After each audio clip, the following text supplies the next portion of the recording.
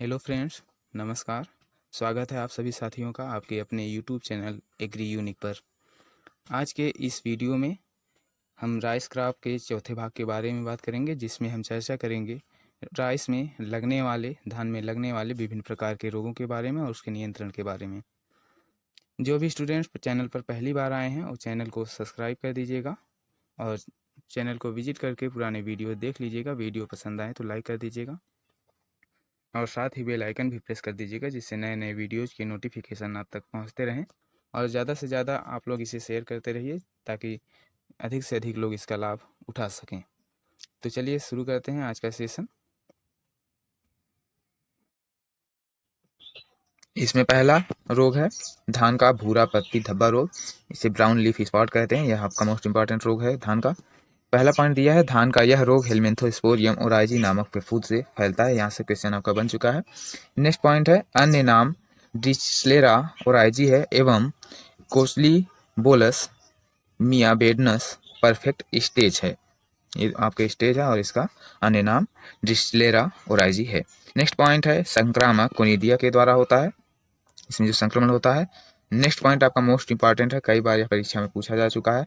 यह है आपका धान में इस बीमारी के कारण 1993 में बंगाल में भयंकर अकाल पड़ा था। यह आपका सबसे खतरनाक रोग है। नेक्स्ट पॉइंट है आपका धान का ब्लास्ट रोग। यह आपका दूसरा रोग है धान का प्रमुख। इसमें पहला पॉइंट दिया है यह धान की मुख्य बीमारी है तथा पायरिकुलारिया ओराइजी नामक कवक से यह फैलती है। नेक्स्ट पॉइंट की चर्चा करेंगे तो प्रचंड संक्रमण होने पर पूरी फसल विस्फोट से जली हुई दिखाई देती है, इसलिए इसका नाम ब्लास्ट पड़ा है। नेक्स्ट पॉइंट देखेंगे यह हवा द्वारा फैलता है तथा इस रोग से प्रभावित धान के पौधों में पैनकिल के पास गलन होकर कॉलर रोट या रॉटन नेक लक्षण दिखाई देते हैं। यह भी आपका इंपॉर्टेंट रहेगा। नेक्स्ट है आपका जीवाणु पत्ती झुलसा रोग, बैक्टीरियल लीफ ब्लाइट। इसमें पहला पॉइंट दिया है यह रोग ज़ैंथोमोनास ओराइजी जीवाणु के द्वारा फैलता है। यहाँ से भी क्वेश्चन कई बार बना हुआ है और नेक्स्ट पॉइंट से भी आपका क्वेश्चन बना है, यह भी मोस्ट इंपॉर्टेंट रहेगा। इसमें है इसकी नर्सरी में विनाशकारी अवस्था को क्रेसेक रोग भी कहा जाता है। नेक्स्ट पॉइंट की चर्चा करेंगे पौधों में बैक्टीरियल व्याधियों का पता लगाने के लिए ऊज टेस्ट किया जाता है। यह भी इंपॉर्टेंट है, एक आध बार परीक्षा में यह भी पूछा जा चुका है। नेक्स्ट पॉइंट है इसकी रोकथाम हेतु 0.01% स्ट्रेप्टोसाइक्लिन एवं 0.3% कॉपर ऑक्सीक्लोराइड का संयुक्त रूप से मिलाकर स्प्रे किया जाता है। नेक्स्ट डिजीज है आपका धान का टुंगरो रोग, टुंगरो डिजीज ऑफ राइस। इसमें पहला पॉइंट दिया यह धान का वायरस जनित रोग है। कैसा रोग है तो वायरस जनित, जो ग्रीन प्लांट हॉपर नेपोटेटिक्स वेरिसेंस नामक होमोप्टेरेन कीट के द्वारा फैलता है। यह आपका पॉइंट मोस्ट इंपॉर्टेंट रहेगा। नेक्स्ट पॉइंट है यह RTSV एवं RTBV दो प्रकार के वायरस से होता है। अगला पॉइंट है पौधे में वायरस जनित बीमारियों का पता लगाने के लिए इलीसा टेस्ट किया जाता है, इसे भी आप ध्यान में रखिएगा। नेक्स्ट है धान का उफरा रोग। यहाँ से भी कई बार क्वेश्चन बन चुका है। यह रोग डाइटेंकुलस एंगस्टस नामक सूत्रकृमि द्वारा फैलता है। तो सूत्रकृमि का नाम और धान का यह रोग याद रखिएगा, नोट डाउन कर लीजिएगा। नेक्स्ट है धान का खैरा रोग। यह सदाबहार क्वेश्चन है, यहाँ से कई बार परीक्षा में क्वेश्चन बन चुके हैं और लगभग सभी परीक्षाओं में पूछा ही जाता है। यह है पहला पॉइंट, यह जलमग्न खेतों जस्ते की कमी के कारण होता है। जलमग्न खेत में अगर जस्ते की कमी है तो यह रोग हो जाता है। यह RPSC के AO में और JRF में पूछा जा चुका है। नेक्स्ट पॉइंट है इस रोग का पता सर्वप्रथम YL ने 1966 में पंतनगर में लगाया था। यह पॉइंट भी आपका मोस्ट इंपॉर्टेंट है। नेक्स्ट पॉइंट की तरफ चलेंगे। इस रोग के लक्षण रोपाई के 2 से 3 सप्ताह बाद दिखाई देते हैं, जिसमें पत्तियां पीली पड़ना प्रारंभ हो जाती हैं एवं पत्तियों पर कत्थई रंग के धब्बे उभरने लगते हैं। ये रंग भी कई बार परीक्षा में पूछा जा चुका है, जिससे पौधे की वृद्धि रुक जाती है। इसके नियंत्रण के लिए क्या किया जाता है तो इसका नियंत्रण भी कई बार परीक्षा में प्रश्न बना हुआ है। तो 5 किलोग्राम प्रति हेक्टेयर जिंक सल्फेट प्रयोग में लानी चाहिए। यहाँ 5 किलोग्राम दिया है, 5 की नहीं 25 किलोग्राम प्रति हेक्टेयर होना चाहिए। नेक्स्ट है धान में ब्राउनिंग। धान में ब्राउनिंग जो रोग होता है यह किसी कमी से होता है। धान में लोहे की विषाक्तता धान की ब्राउनिंग व्याधि के रूप में जानती है। यह कमी से नहीं, धान की में लोहे की अधिकता से होती है। लोहे की विषाक्तता की शुरुआत पत्ती युक्तियों में बैगनी रंग की उत्पत्ति की विशेषता और अंत में यह झुलसा हुआ रूप होता है। यहाँ से क्वेश्चन आपका बना हुआ है। नेक्स्ट देखेंगे हाइब्रिड चावल। हाइब्रिड चावल क्या होता है इसके बारे में हम चर्चा कर लेंगे। तो हाइब्रिड चावल का पहला पॉइंट है, यह 1970 के अंतिम दशक में संकर चावल को सबसे पहले चीन ने साइटोप्लाज्म नर बांझपन प्रजनन क्षमता जीन प्रणाली का उपयोग करके विकसित किया था। यह भी आपका इंपॉर्टेंट रहेगा। नेक्स्ट पॉइंट है, चीन के बाद भारत व्यावसायिक हाइब्रिड चावल उत्पादन में दूसरा देश है, किसमें MGR1 Tamil Nadu, APRH1 APRH2 Andhra Pradesh एवं KRH कर्नाटक द्वारा विकसित किया गया है। हाइब्रिड चावल उत्पादन में दूसरा भारत का स्थान है।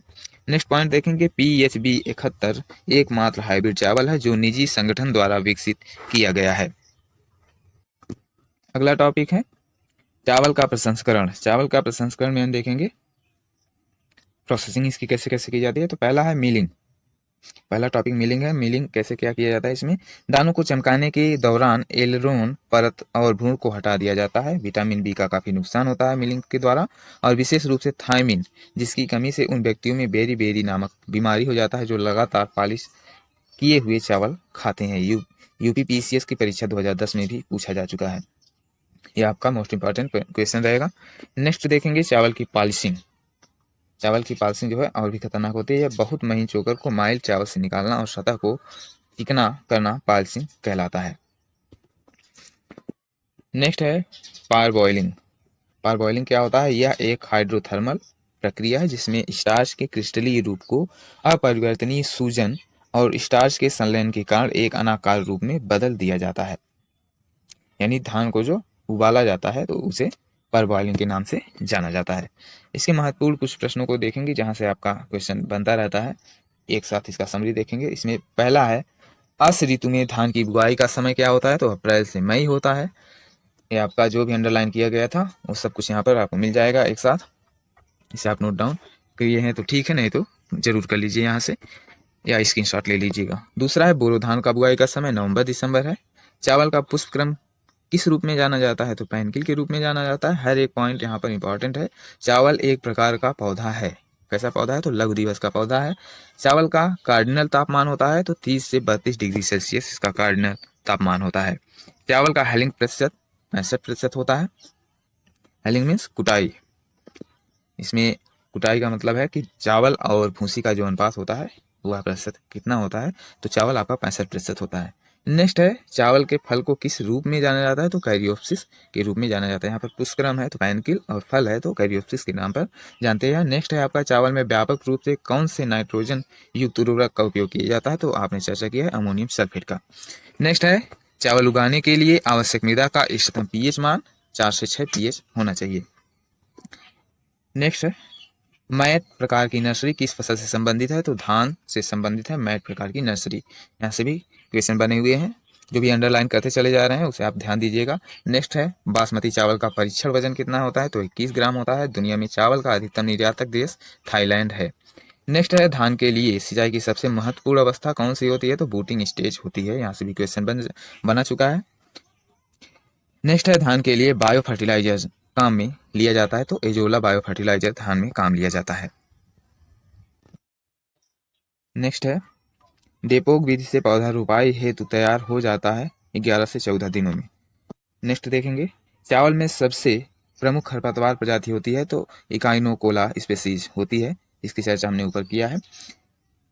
नेक्स्ट है चावल की सफेद आंख रोग का कारण क्या है, तो Fe की कमी है, फेरस की कमी है। नेक्स्ट है चावल के खेत से निकलने वाली गैस मीथेन होती है, JRF के 2000 में पूछा गया है। नेक्स्ट है चावल में अकियोची रोग, यह आपका मोस्ट इंपॉर्टेंट है, यह H2S की विषाक्तता के कारण। नेक्स्ट है धान की फसल में सबसे ज्यादा नाइट्रोजन की हानि किससे होती है, तो नाइट्रिफिकेशन के द्वारा होती है। पैरा एवं उतेरा फसल प्रणाली का संबंध है किससे है, चावल से है। यहाँ से भी आप नोट डाउन कर लीजिएगा। नेक्स्ट है चावल की पार बॉइलिंग किस विटामिन का संरक्षण करती है, तो विटामिन B12 का संरक्षण करती है। नेक्स्ट है धान की डेपोक विधि में बीज दर रखा जाता है, तो 1.5 से 3 किलोग्राम प्रति मीटर स्क्वायर के हिसाब से बीज दर रखा जाता है।